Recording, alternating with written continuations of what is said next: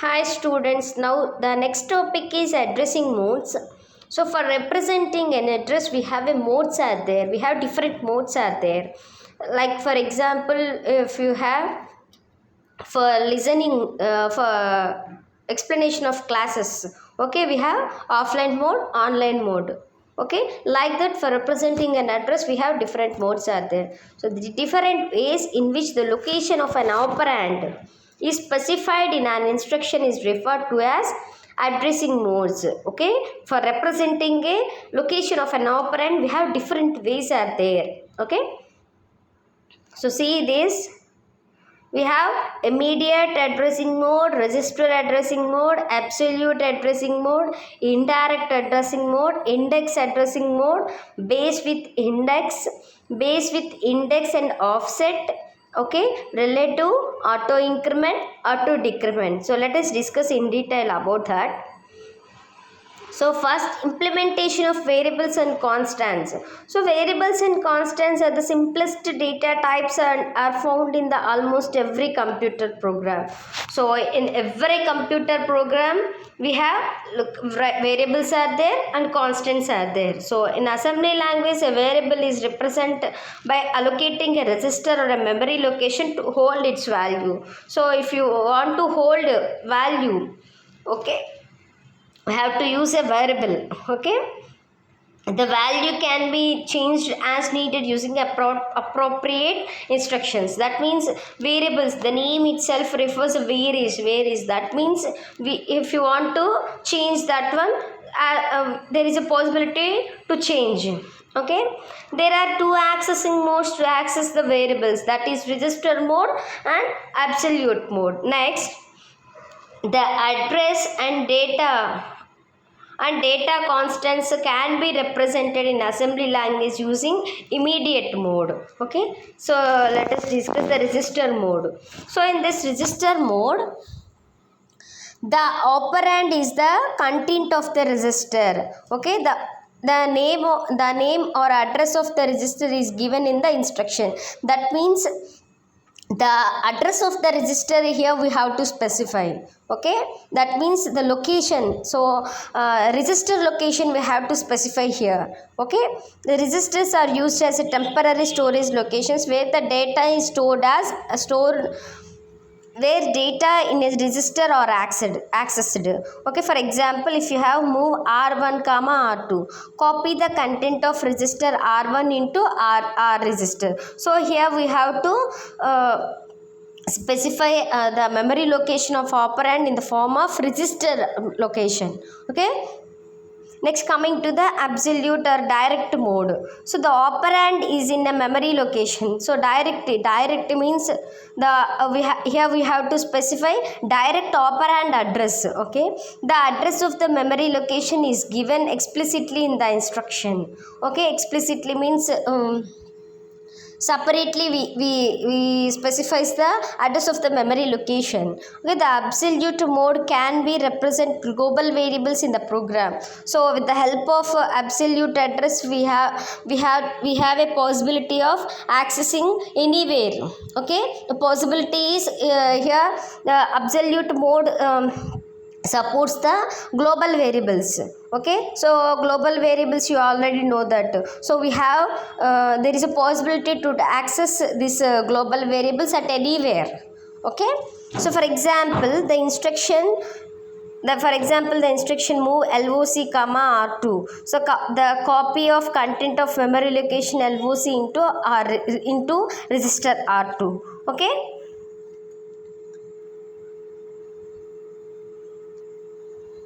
next, coming to the immediate mode. So immediate mode is the operand is given explicitly in the instruction. For example, the instruction move ash specifies the instruction mode. So this ash symbol specifies the instruction mode. Okay, so place the value of 200 in the register R0 means immediate mode means immediate instruction address. Whatever the immediate address is there, we have to store the value in that address only. Okay, immediate, whatever the address in the, immediately whatever address is there, in that address we have to store R0. Sorry. Clearly the immediate mode is only used to specify value of a source operand. Okay, for specifying the source operand we have to use immediate mode. Next, coming to indirection and pointers. Instructions does not give the operand or its address explicitly. Okay, the instruction provides information from which the new address of the operand can be determined. This address is called effective address of the operand. Okay, means instruction of an operand does not give the address explicitly.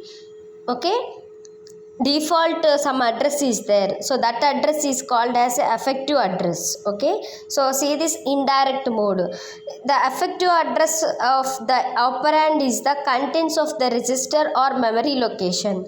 The register or memory location that contains the address of an operand is called a pointer. Okay, we denotes indirection by name of the register or new address given the instruction. For example, if you have add R1 comma R2, okay, the operand in the memory register R1 gives the effective address of B operand. Okay, the data read from the location B and added the contents of the register. That means here original operand is B. Okay, but the data is stored in R1. That means indirectly we don't specify directly B. Okay, but we want B address only, B data, whatever the content in the B we want, but we represent here R1. So with the help of R1 we have to get the data of B. Okay, that means with the help of R1 we get the effective address of B operand. Okay, that means this is not a direct mode, so indirectly we get the effective address of the operand B. Okay, so to execute add instruction, the processor uses the value which is in the register R1.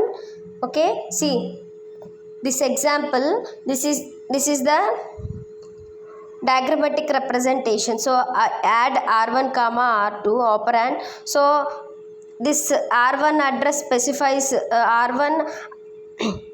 In this R1 address the B operand is there. Okay, so coming to B, whatever the data in B, whatever the content, whatever the operand in B, that is going to be fetched. Okay, so for executing of this instruction, this add instruction, we required what is the content of that R1. So in that R1 B is there, so in that B we have a data. Okay, let us now return to the programming for adding list of numbers. Indirect addressing can be used. So with the help of one example, so move, how we are going to be in above program, register R2 is used as a pointer to the numbers in the list, and the operands are accessed indirectly through R2. Okay, whatever the operands in the R2, indirectly we have to get from that R2 only. In previously we have to, with the help of R1 we get the operand B. Like that we have to fetch the whatever the operand in R2. Okay, the initialization section of the program loads the counter value n from the memory location n to R1 and uses the immediate addressing mode to place the address value of num1, which is the address of the first number in the list, into R2. Then it clears to R0 to 0. Okay, means This is the initialization part. So in this initialization part, first we have to store whatever the data in N1 to R1, then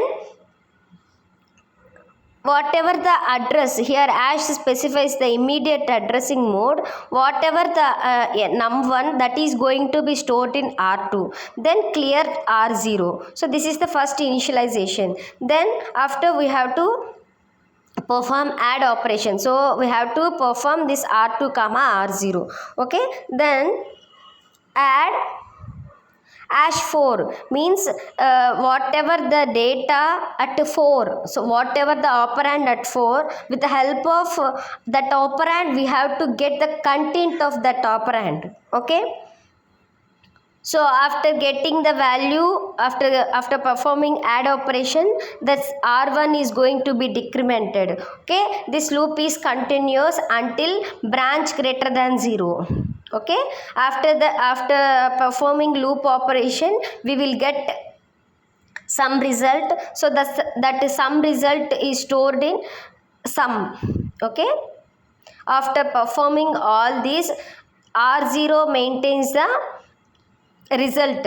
Then this result means this is a temporary purpose, that's why we have to transfer this whatever the content into R0 to sum. Okay, so this is the explanation of a program in that we have to use immediate address mode. Okay, immediate addressing mode only.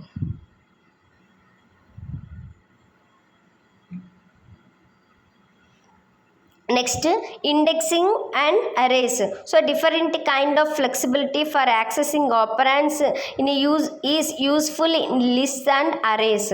Okay, so in list data structures, the concept like lists, arrays are there. So in that, how we are going to be specify the address of location of an operand. Okay, what is the way? First is index mode. Generally array specifies the index 0 1 2 3 like that. Okay, the operation indicated x of Ri,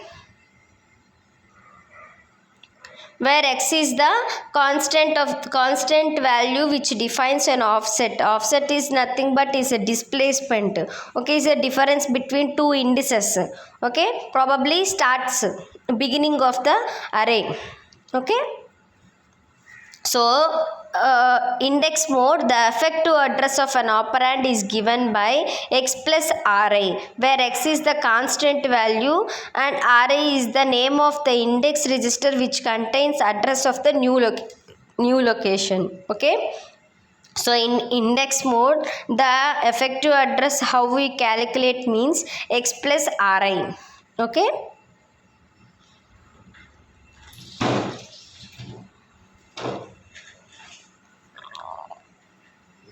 so this is the offset value, means this is the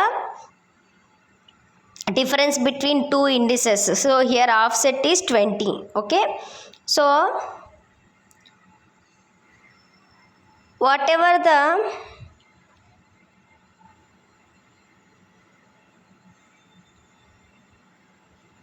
offset is given as a constant, offset is an index register. Okay, see here, this is the instruction. Okay, add 20 R1 comma R2. Okay, so starting address is 1000. Okay, then where the operand is there, that means is 1020. So here offset is given as a constant. Okay, here offset is an index register. Okay, here we have to take offset as an index register. That means if you want to get an effective address of operand, we have to use x plus Ri. Okay, base with index mode. So another version of the index mode uses two registers which can be denoted Ri comma Rj. Here second register may be used to contain of the offset value x. Okay, so how we are going to be perform effective address of an operand is given is EA is equal to Ri plus Rj. Okay, next coming to base with index and offset. So another version of the index mode uses two registers plus constant, which can be denoted as x into ri comma rj. So the effective address is x plus ri plus rj. So this added flexibility is useful in accessing multiple components inside the each time in a record. So for accessing multiple components, here we have to add some flexibility, that is the constant. Okay, where the beginning of an item is specified by ri and rj, part of the addressing mode. In other words, this mode implements three-dimensional array. Okay, next coming to relative addressing mode. So this is similar to index addressing mode with one difference. The effective address is determined using pc, so program counter. So here effective address is calculated with the help of program counter. Okay, next additional modes. So additional modes are auto increment and auto decrement. So effective address and of an operand is the content of register specified in the instruction. After accessing the operand, the content of the register is automatically incremented to the point of the next constituted memory location. That means, for example, in PC, so if you want to perform next instruction, automatically the PC is going to be incremented. Okay, like that auto increment means automatically. Okay, explicitly we don't increment that one. Next, auto decrement means after performing in loops we have to use this auto decrement. Okay, so after performing loop, the n value is automatically is going to be decremented. Okay, so in that we have to use auto decrement. Okay, auto decrement is same as auto increment. Both can use it to implement stack and push pop operations. So in push and pop operations you already learned in data structures. So stack organization. So here also you have a topic stack. There we discussed what is push and pop. There we have increment operation is there and decrement operation is there. Where we use increment, where we use decrement means for adding elements we have to use increment, for deleting elements we have to use decrement. Okay, there we have to use auto increment and auto decrement. Okay, so next topic is basic input and output operations. So generally input and output operations are essential, a task that reads in a character input from a keyboard and produces a character output on a display screen. So basically basic input and output operations are nothing but we have to give input to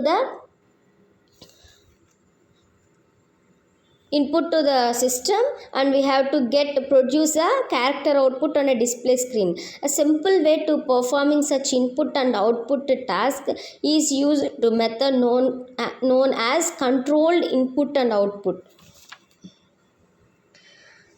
The rate of data transfer from the keyboard to a computer is limited by the typing speed of the user, which is executed to few characters per second. So the rate of data transfer from the keyboard is depend on typing speed of the user. Okay, the rate of the output transfer from the computer to the display is much higher.